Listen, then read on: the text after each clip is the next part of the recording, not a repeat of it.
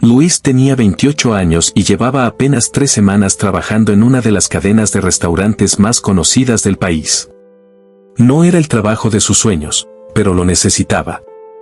Había llegado a la ciudad tras años en el extranjero, y aunque muchos creían que volvía con riquezas, la realidad era distinta. Había vuelto con las manos vacías, un corazón roto y la esperanza de comenzar de nuevo. Su puesto era sencillo, ayudante de cocina. Pelaba papas, lavaba trastes y ordenaba la despensa. No se quejaba, lo hacía con dedicación, aunque los demás empleados lo trataban con desdén. Le decían el nuevo, el lento, el provinciano, como si su presencia molestara. La mayoría no sabía ni su nombre. Solo era una figura más, una sombra en la cocina. Luis alquilaba un pequeño cuarto en una pensión barata.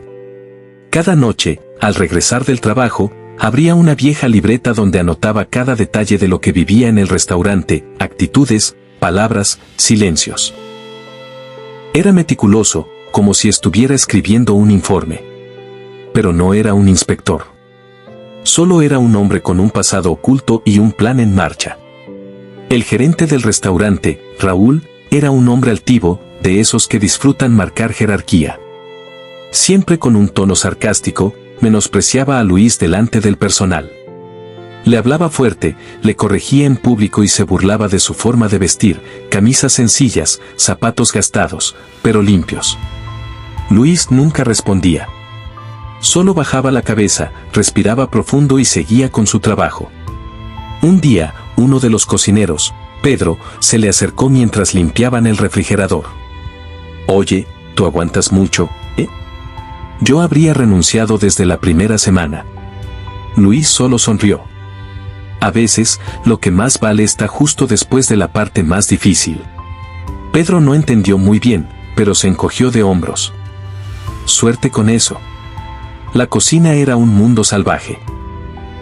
Los egos eran tan filosos como los cuchillos, y el calor constante hacía que los temperamentos explotaran con facilidad. Había reglas no escritas, los nuevos se callan, los errores se pagan con gritos y solo los favoritos del gerente accedían a tareas más nobles como emplatado o supervisión de despensa. Luis observaba todo. Aprendía las rutinas, los horarios, los patrones de conducta. Sabía qué proveedores llegaban tarde, cuáles productos eran reemplazados por versiones más baratas, y quién vendía alcohol ilegalmente desde el almacén. No era chisme, era información valiosa. La anotaba en su libreta con fechas y nombres. En una ocasión, notó que el encargado de compras, Daniel, se llevaba paquetes de carne de alta calidad y los reemplazaba con producto vencido. Luis lo comentó en voz baja a Raúl, creyendo que era lo correcto. Pero Raúl solo se rió. «Tú haz tu trabajo». «Aquí las cosas siempre han sido así», dijo mientras encendía un cigarro. Desde ese día, Daniel comenzó a tratarlo peor. Le escondía utensilios, le asignaba dobles turnos sin aviso, y hasta le mojaba la ropa mientras se duchaba al final del turno. Luis lo soportaba todo. Algunos pensaban que era cobarde. Pero en realidad, estaba esperando. Cada domingo, Luis enviaba un correo desde un cibercafé. En ese mensaje adjuntaba fotografías, registros y nombres. Lo enviaba a una dirección muy específica, la del consejo administrativo de la empresa. Nadie sabía que esa dirección pertenecía a su socio silencioso.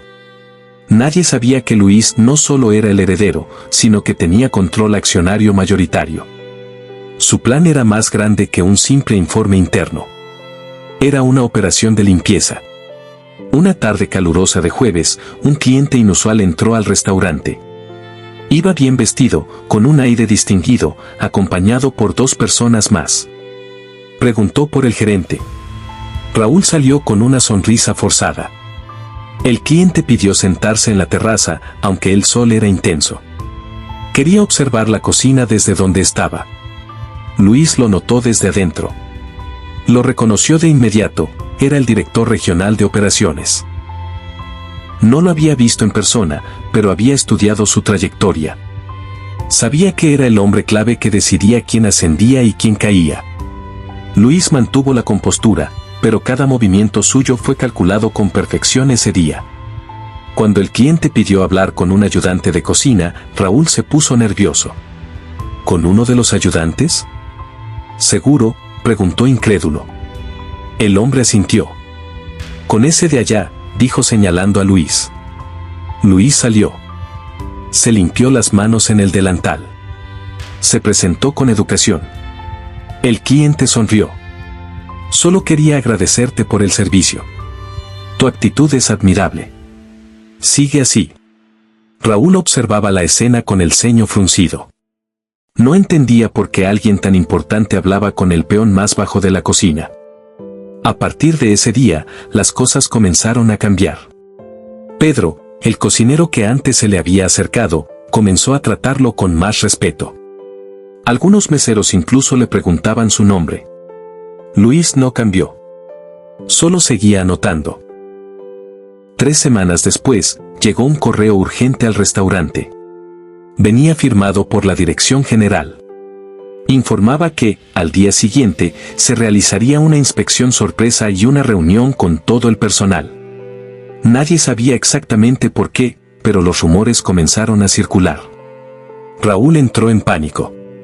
Comenzó a ordenar todo de forma frenética. Gritaba más que nunca. Incluso trató de ser amable con Luis, pidiéndole por favor ciertas cosas. Luis solo asentía y seguía su trabajo, con esa misma calma que incomodaba a todos. Al día siguiente, llegaron 3 ejecutivos. Uno de ellos era el mismo cliente distinguido de semanas antes. Con él venía un equipo de auditores, cámaras y una carpeta gruesa con documentos. Reunieron al personal en el comedor principal.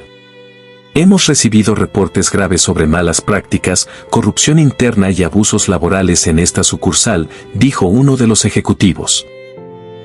Pero también hemos recibido una documentación detallada, precisa y honesta que merece nuestra atención. Raúl tragó saliva. Daniel palideció. Los rostros de varios empleados se tensaron. Entonces, el ejecutivo señaló a Luis. Este hombre, Luis Mendoza, ha estado documentando durante semanas lo que aquí sucede. No solo ha demostrado una integridad admirable, sino que también ha trabajado en condiciones humillantes sin perder la dignidad. Raúl no podía creerlo. Él. Pero es solo un ayudante. Gritó, fuera de sí. Él es además el accionista mayoritario de la cadena.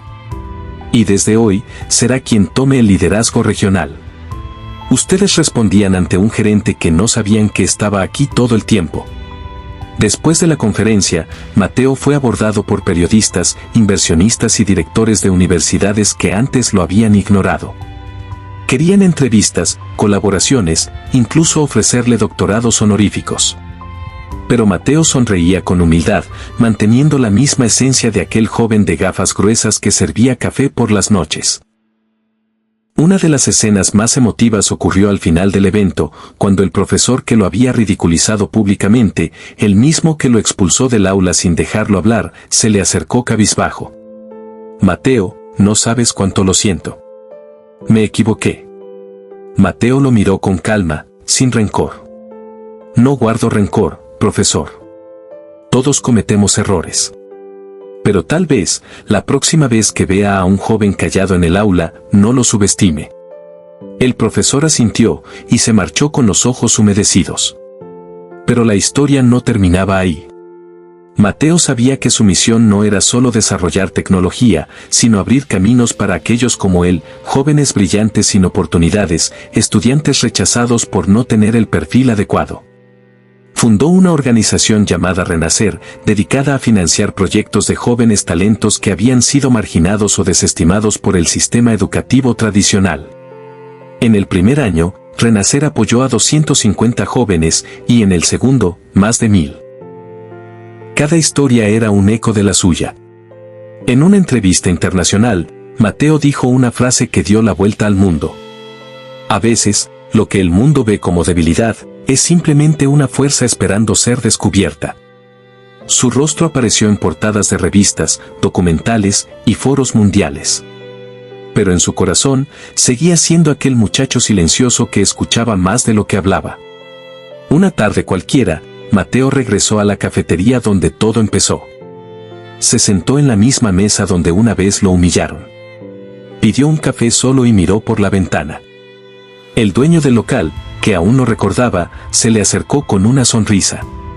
Nunca olvidaré cómo te trataban aquí, y mírate ahora. Mateo sonrió.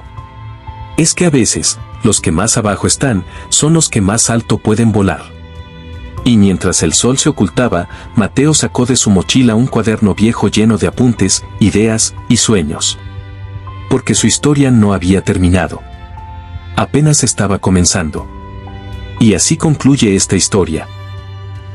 Una historia que quizás, en algún rincón del mundo, alguien también esté viviendo. Si te conmovió, te inspiró o te dejó pensando, te invito a suscribirte a Reflexión Diaria. Aquí, cada historia tiene un mensaje y cada mensaje puede tocar un corazón. Activa la campanita para no perderte el próximo capítulo. Comparte este video con alguien que necesite escucharlo hoy. Y recuerda, las historias no cambian el mundo, pero cambian personas, y eso lo cambia todo. Gracias por estar aquí. Nos vemos en la próxima reflexión.